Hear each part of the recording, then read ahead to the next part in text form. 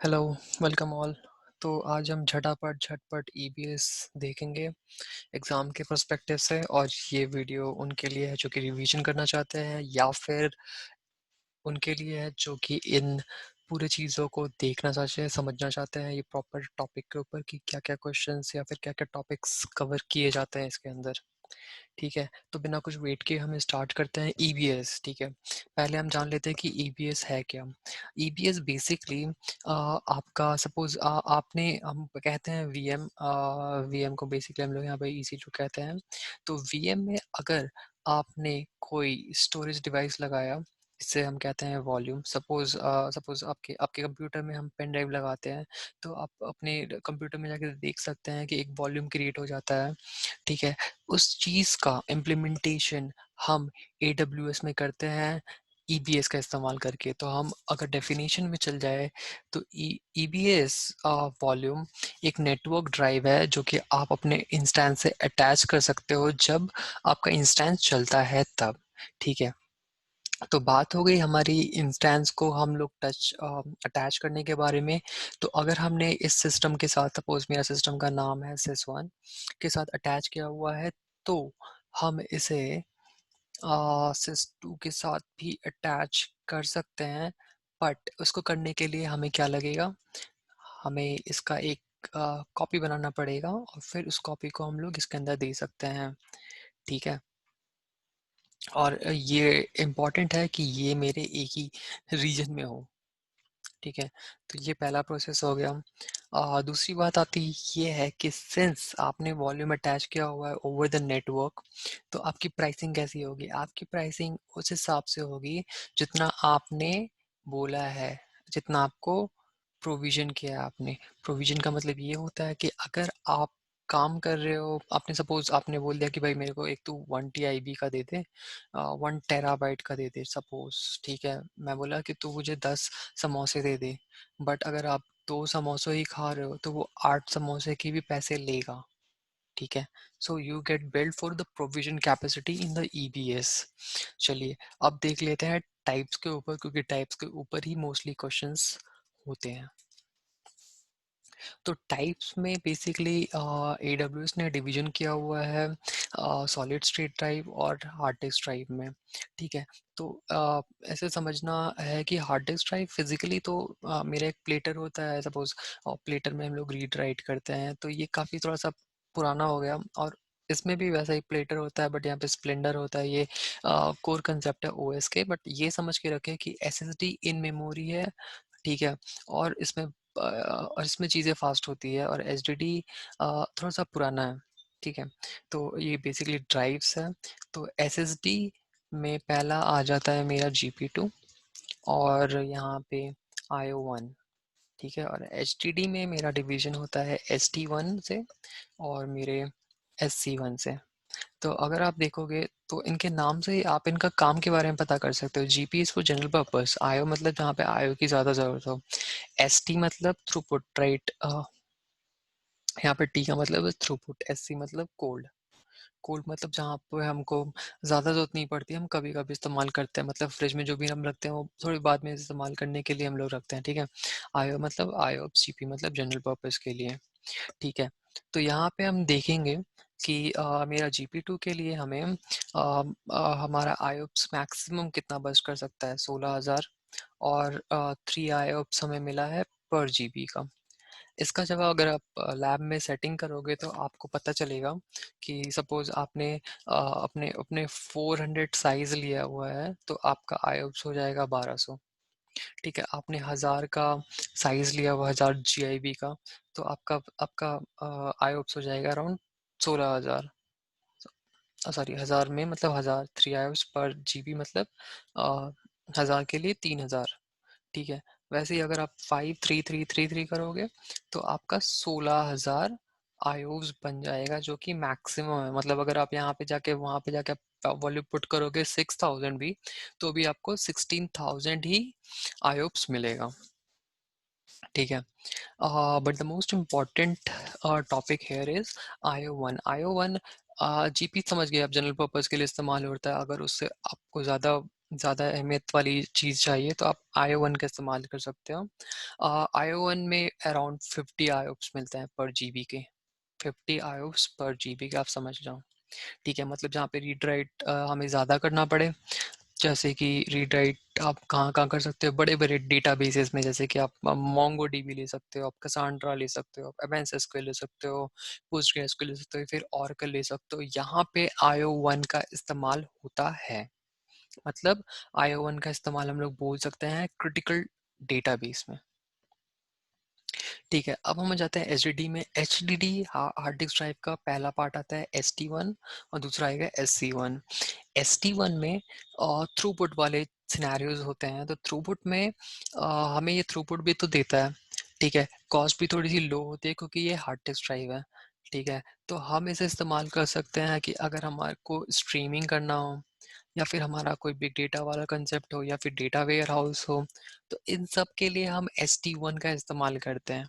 या फिर लॉग को भी प्रोसेस करना हो तो हम ST1 का सिलेक्शन करेंगे। ठीक है, यहाँ पे मैक्सिमम आइऑप्स कम होते हैं, अराउंड 500 होते हैं, बट यहाँ पे हम लोग जो भी थ्रूपुट में देखते हैं तो थ्रूपुट इज लाइक 500 MIB पर सेकेंड। ठीक है, और ये बर्स्ट भी कर सकते हैं, तो आप इसको स्टोर भी कर सकते हैं।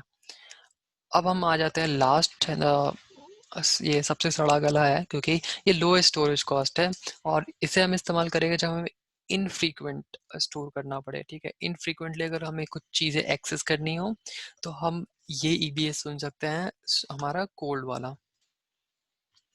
ठीक है, तो बैकअप्स बैकअप्स में पहला आता है हमारा इंक्रीमेंटल स्नैपशॉट। इंक्रीमेंटल स्नैपशॉट को समझना काफ़ी आसान है यार।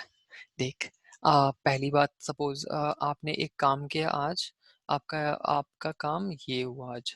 नेक्स्ट डे आप वही काम करते हो, बट थोड़ा थोड़ा सा काम करते हो, तो इस चीज़ को ही मेरा AWS सेव करेगा, और इस चीज़ को ही हम कहेंगे इंक्रीमेंटल स्नैपशॉट। ठीक है, तो एक चीज़ है जो कि यहाँ पे वार्निंग है मेरी इस तरफ से आपको, और ये जानने की ज़रूरत है कि अगर आपका EBS काम कर रहा हो, ठीक है, और तब जाके आप स्नैपशॉट लो, मतलब अगर कुछ काम हो रहा है, कोई क्लाइंट रिक्वेस्ट भेज रहा है आपके EC2 इंस्टेंसेस को, और EBS पड़ा हुआ है, या फिर कुछ काम हो रहा है, तो आप स्नैपशॉट उस समय मत लो, क्योंकि आप अगर उस समय स्नैपशॉट लोगे, ठीक है, तो आपका since IO even running state में यूज होता है, मतलब स्नैपशॉट आप जब लेते हो तब यूज होता है, तो ये आपके सिस्टम को अफेक्ट करेगा। ठीक है, नेक्स्ट हम मूव करते हैं ये समझने के लिए कि स्नैपशॉट तो ले लिया, हमने स्नैपशॉट ले लिया, हमने मशीन को स्टार्ट किया, तो यहाँ पे कुछ समय हमें देना पड़ता है अपने इंस्टेंस को, जिसको हम कहते हैं pre warming session, pre warming. ठीक है, और उसके बाद अगर आपको अपना इंटायर वॉल्यूम रीड करना हो तो आप सिस्टम में जाके FO या फिर DD कमांड इस्तेमाल कर सकते हो। ठीक है, अगर स्नैपशॉट को लेने के प्रोसेस को अगर मेरे को ऑटोमेट करना हो, तो AWS हमें एक सर्विस देती है जिसका नाम है Amazon data life cycle manager. Amazon data life cycle manager, यहाँ पे आप स्नैपशॉट के लाइफ साइकिल, ये तो हो गया मैनेजर, और यहाँ पे स्नैपशॉट के आप लाइफ साइकिल को पॉलिसी को इस्तेमाल करके आप इसको रोटेट भी करा सकते हो। ठीक है, अब हम बात कर लेते हैं इसके माइग्रेटिंग। हमने समझी कि हमें पहले शुरू में मैंने हिंट दे दिया था, माइग्रेशन में ये होगा कि हम एक कॉपी बनाएंगे, कॉपी करने के बाद हम सॉरी हम एक स्नैपशॉट लेंगे, फिर हम उसे कॉपी करेंगे, और फिर उसके बाद उस वॉल्यूम को हम दूसरे अवेलेबिलिटी जोन में डालेंगे। ठीक है, सिक्योरिटी मेरा डेटा एट रेस्ट में भी रहता है और मेरा डेटा इन फ्लाइट में भी रहता है। ठीक है, तो डेटा एट रेस्ट का मतलब ये हुआ कि सपोज आपका EBS स्नैपशॉट पड़ा हुआ है और आप उस पर काम कर रहे हो, तो आपका डेटा इधर रहेगा और इसको एक प्रोटेक्शन मिला रहेगा। ठीक है, इसको एक प्रोटेक्शन दिया रहेगा। और डेटा इन फ्लाइट का मतलब ये है कि सपोज आपको कोई रिक्वेस्ट भेजा, कोई क्लाइंट रिक्वेस्ट भेजा आपके सिस्टम पे, जो कि EBS कनेक्टेड है, और वो EBS को अफेक्ट कर रहा है, ठीक है, डेटा ये जा रहा है, तो ये इन फ्लाइट होता है, तो इसको भी एक प्रोटेक्शन दिया जाता है, इसे कहते हैं डेटा इन फ्लाइट, ठीक है।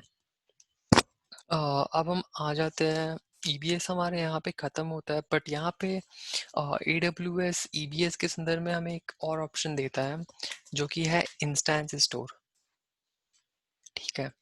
तो इंस्टेंस स्टोर क्या है? इंस्टेंस स्टोर बेसिकली AWS के पास होता है और वो हमारे इंस्टेंस से फिजिकली कनेक्टेड रहता है। हमने कहा था कि हमारा ईबीएस जो है वो एक नेटवर्क ड्राइव है, ठीक है, बट ये फिजिकली कनेक्टेड रहता है। तो अगर फिजिकली कनेक्टेड है मेरा चीज़, तो मैं यहाँ पे जो भी काम करूँगा तो वो मैं बहुत फास्ट करूँगा, राइट? मेरा थ्रूपुट काफ़ी बढ़ जाएगा, हम आईओप्स को बढ़ा सकते हैं, ठीक है। इस चीज़ को हम कहते हैं एफीमेरल। बट दिक्कत ये है कि अगर मेरा फिजिकली जो हार्डवेयर है गिर जाता है या फिर फेल कर जाता है, तो क्या होगा? हमारा डेटा लॉस्ट हो जाएगा, ठीक है। और बैकअप भी हमें खुद ही करना पड़ेगा। और आप इंस्टेंस स्टोर को, ठीक है, एक बार जब हमने फिजिकली ड्राइव हमने जो मांगा AWS से, सपोज 5 GB का मांगा, तो आप इसको बढ़ा नहीं सकते, आप एक बार लगा दिए तो लगा दिए। तो ये दिक्कत होती है हमारे इंस्टेंस स्टोर में, क्योंकि ये फिजिकली अटैच्ड है और ये ईबीएस हमारा नेटवर्क अटैच है। तो इस दो डिफरेंस को आप जान के रखें, ठीक है। अब बात आती है कि ईबीएस की परफॉर्मेंस को हम बढ़ा सकते हैं क्या? हाँ, जी हाँ। ईबीएस के परफॉर्मेंस को हम बढ़ा सकते हैं, और इसे कहते हैं टेक्निक से रेड 0 और रेड 1 के तरीके से। बट रेट 5 और रेट 6 भी है, बट आई थिंक ये AWS रिकमेंड नहीं करता है, तो हम इसके बारे में नहीं जानेंगे। रेट 0 के बारे में जान लेते हैं, ठीक है। ये एक लॉजिकल तरीका है जिससे हम EBS की परफॉर्मेंस को या फिर फॉल्ट टॉलरेंस को बढ़ा सकते हैं। देखते हैं क्या होता है ये। तो बात ये है कि सपोज मेरा ये EC2 इंस्टेंस है, ठीक है। इंस्टेड ऑफ कनेक्टिंग इट, हम यहाँ पे एक लॉजिक लिखते हैं, हम यहाँ पे बेसिकली एक लॉजिक लिखते हैं, लॉजिक के हिसाब से मेरा EBS कनेक्टेड रहेगा, ठीक है। तो ये पहला रेट का लॉजिक हुआ। सपोज हम राइट भेज रहे हैं, तो हमने राइट भेजा ABCD बोल के, तो इसमें ए गया, सपोज इस पे बी गया, देन इस पे सी गया, इसमें डी गया। ये रेट 0 का कन्फिग्रेशन के अनुसार आप ये डिस्ट्रीब्यूट हो जाएगा। तो रेट 0 में क्या होता है कि हमारा परफॉर्मेंस काफ़ी बढ़ जाता है, ठीक है। जैसे जैसे काम आ रहा है, सपोज ये हमारा 50 GB का है और ये 50 GB का है, तो अब जाके मेरे पास EC2 में EBS के लिए लॉजिक के हिसाब से मेरा 100 GB का हो गया, और मेरे पास अब मैं लाखों आईओप्स करूं, मैं अब लाखों आईओप्स कर सकता हूं। मतलब ऐसा मेरा ये है कि मैं अब लाखों आईओप्स कर सकता हूं, राइट। तो ये मेरे परफॉर्मेंस को बढ़ा देता है। But at the same time अगर मेरा थोड़ा सा भी डेटा लॉस्ट हुआ, तो मेरा पूरा सिस्टम खराब हो जाएगा, ठीक है। तो यहाँ पे फॉल्ट टॉलरेंस की बात आती है, तो इसे रिजॉल्व करने के लिए हम रेड 1 का इस्तेमाल करते हैं। रेड 1 क्या करता है भाई? रेड 1 अपने लॉजिक पे ये लिखता है कि अगर मेरा काम आ रहा है, अगर मेरा राइटिंग राइट करना है, तो अगर हम यहाँ पे ए दे रहे हैं तो यहाँ भी ए देंगे, यहाँ बी दे रहे हैं तो यहाँ भी देंगे, यहाँ भी सी राइट दे रहे हैं यहाँ भी सी राइट देंगे। तो राइटिंग ऐसे चलती है कि अगर एक भी लॉस हुआ मेरा, तो एक एक तो जिंदा रहेगा। तो ये काफ़ी हाई अवेलेबिलिटी है और ये फॉल्ट टॉलरेंट भी है, ठीक है। तो यहाँ पे EBS ख़त्म होता है और EFS में ज़्यादा कुछ है नहीं। EFS बेसिकली आप मल्टी अवेलेबिलिटी जोन में इस्तेमाल करते हैं, ठीक है। EFS इज जस्ट लाइक आपका फाइल स्टोरेज सिस्टम, जैसे कि NAS होता है। तो अगर आपके बहुत सारी EC2 इंस्टेंसेस है और इनके लिए सपोज आपके बहुत सारे एम्प्लॉयज़ हैं ABC, और ये चाहते हैं कि एक कॉमन फाइल, एक कॉमन रिपोजिटरी को एक्सेस करें, ठीक है। तो हम EFS को कंसीडर कर सकते हैं, ठीक है।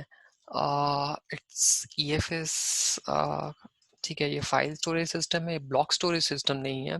तो फाइल सिस्टम है, और ये आपका एक्सपेंसिव है थोड़ा सा, ठीक है। एक्सपेंसिव में हम बोल दे तो 3 multiplied of your GP2 instance of the EBS, ठीक है। और NAS, सॉरी मैंने यहाँ NAS लिख दिया, EFS है, तो EFS चलेगा आपके लिनक्स में ही, ठीक है।